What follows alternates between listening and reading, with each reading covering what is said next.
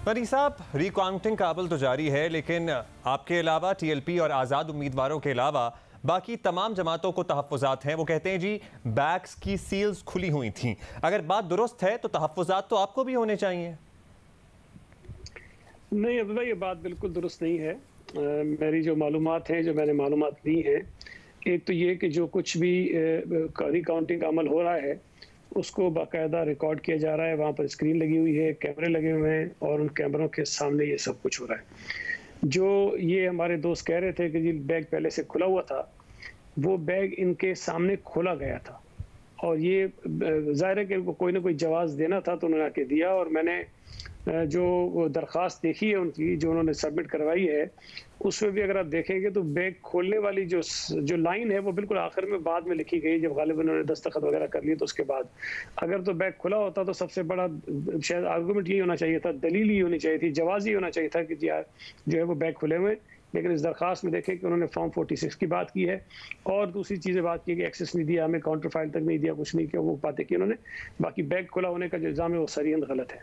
सरीहन गलत है। आप कह रहे हैं कि गलत बयानी से काम ले रहे हैं, लेकिन जब से नताइज आने का सिलसिला शुरू हुआ या नताइज जब लेट होना शुरू हुए तब से शुकूक व शुबहात तो बढ़ गए थे। गनी साहब, अगर कल के इलेक्शन के नताइज को ही हम कंपेयर कर लें तो PP 84 में ऑलमोस्ट 1,52,297 वोट कास्ट हुए, double then what was casted in NA 249।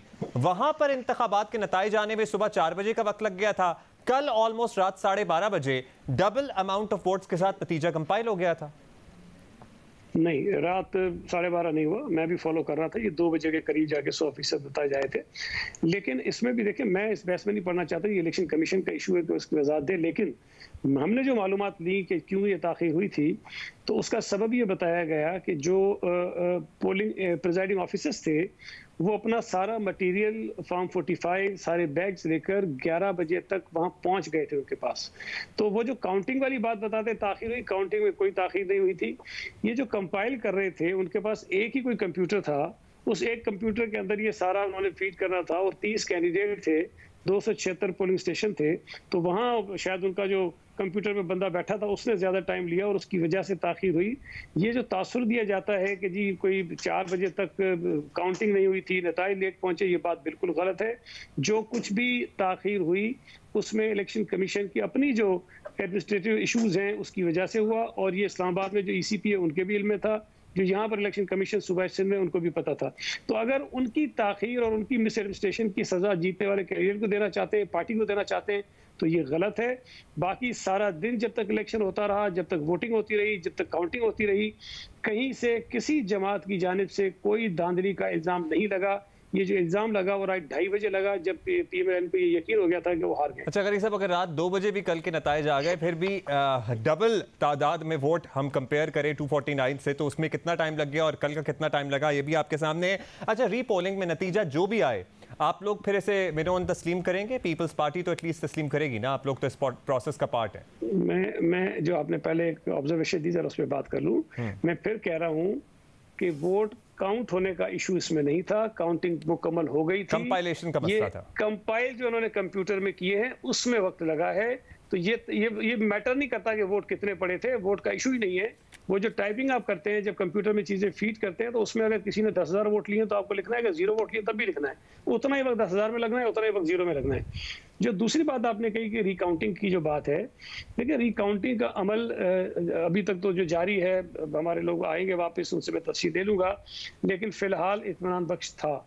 लेकिन अगर इस पूरे अमल में भी कोई ज्यादती हमारे साथ हुई, जो पहले हुई है, पहले जो रिटर्निंग अफसर था जब उसने उनकी दरख्वास्त रिकाउंटिंग की मुस्तरद कर दी तो उसके बाद कंसोलिडेशन होनी चाहिए थी वोट्स की, जो उन्होंने नहीं की। और मेरी मालूमात के मुताबिक इस्लामाबाद से उनको रोका गया कि आप ये मत कीजिए, हमारे पास एप्लीकेशन आ गई, हम उस पर ऑर्डर पास करने लगे हैं। और ये एक बहुत ही, मैं समझता हूँ कि गलत अमल था इलेक्शन कमीशन का, जो उन्होंने अपने रिटर्निंग अफसर को। अब आप ज्यादती कैसे कंसिडर करेंगे? अगर आप रिकाउंटिंग के बाद हार जाते हैं तो आप इसे ज्यादती कंसिडर करेंगे? नहीं, हम में और नून लीग में काफी फर्क है। अगर कोई ऐसी चीज होगी तो हम बताएंगे कि ये गलत हुआ है, अगर नहीं होगी तो मान लेंगे। लेकिन मैं ये समझता हूं कि अब तक जो रवैया हमने देखा है PMLN का और फिर जिस तरह बाकी जमातों को भी इकट्ठा करें, मुझे तो हैरत हो रही है। PMLN PTI को साथ मिला रही है जो 5वें नंबर पर आई है। पीएमएलएन को सेलिब्रेट करना चाहिए, पीटीआई को बताना चाहिए। चलिए, पीटीआई का आपने तस्करा कर ही दिया है, तो वो तो अब इस्तदा लेकर चले गए हैं कि इस हल्के में रीपोलिंग कराई जाए, तो आपको इस पे कोई एतराज है? उन्होंने बड़ी दिलचस्प बात कही है। वो ये कहते हैं कि इस हल्के के 17,000 वोटर्स जो हैं उनके वोट कहीं और मुंतकिल कर दिए गए। तो भाई पीपल्स पार्टी ने तो नहीं किए होंगे, वो तो नादरा ने किए होंगे, इलेक्शन कमीशन ने किए होंगे, उससे पीपल्स पार्टी का सिंध हुकूमत का क्या ताल्लुक बनता है? तो मैं समझता हूं कि ये सिर्फ अब जो इनकी शर्मनाक इबरतनाक किस्म की जो डिफीट हुई है पीटीआई को भी, और जो बहुत ओवर कॉन्फिडेंट थे उनको, अब सिर्फ हमारी इस जीत को कंट्रोवर्शियल बनाकर वो लोगों को ये बताना चाहते हैं कि पीपल्स पार्टी तो धांधली करके जीत गए, वरना तो हम जीते हुए थे। मैं समझता हूं कि पीएमएलएन का जो नारा है कि वोट को इज्जत दो, तो हकीकी तौर पर उनको वोट को इज्जत देनी चाहिए। अपने चंद लोगों की गलत मशवरों पर, जो गलत उन्होंने गाइड कर रहे हैं, मिसगाइड कर रहे हैं रादर अपनी लीडरशिप को, उसकी बिना पर इस किस्म का तासुर पूरी पार्टी का नहीं बनना चाहिए कि ये अगर जीत जाती है तो ये कहते हैं अच्छी बात है, हार जाते हैं तो कहती है अच्छी बुरी बात है। मैं एक और चीज अगर याद है मैं कह दूं कि इन्होंने इल्जाम ये लगाया कि सिंध हुकूमत का जो अमला था वो एजुकेशन डिपार्टमेंट का लगा हुआ था। जरा मालूम कीजिएगा कि डस्का में, वजीराबाद में, नौशेरा में, और कल जो इलेक्शन हुआ है खुशाब में, वहां पर अमला कोई पीएमएलएन ने अपना लगाया था क्या?